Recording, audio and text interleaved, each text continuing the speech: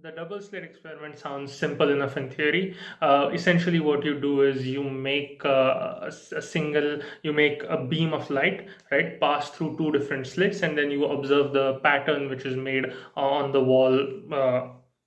In front of you or behind the two slits in that sense. So most of the time, since light is a wave, what happens is that it generates an interference pattern.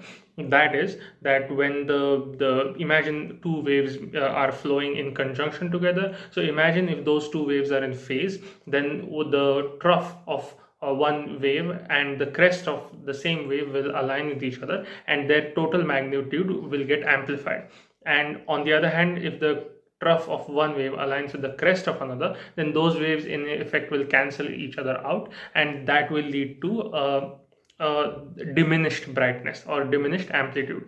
Thus you get a pattern on the screen which represents bright line, faint line, bright line, faint line, or dim line, and you get this pattern spread out. And this is the pattern which is observed when indeed any waves pass through those double slits. However, a curious thing is observed in case when electrons are made to pass through them. So we have sophisticated technology where we can cause a single electron to pass through each slit at a time, and we would expect that since electrons are particles, they should not form an interference pattern.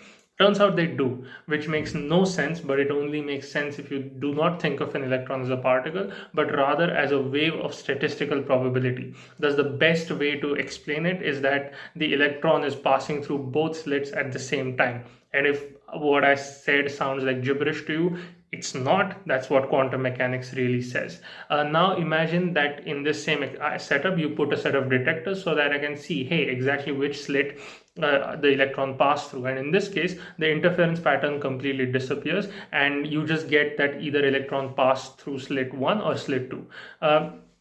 This experiment completely broke the understanding of reality, and what it's trying to say is that the observer, or until and unless you have a detector, that fundamentally influences the net result of the experiment, which is insane, because that is something very similar to also what Hinduism says, because Hinduism has always posited that the entire world in some sense is an illusion, and it is the consciousness which makes reality manifest itself in that sense. So there is this book called Eye of Shiva by Amaury de Riencourt, which talks about the intersectionality between Hinduism and quantum mechanics. It's truly worth a read. Thank you.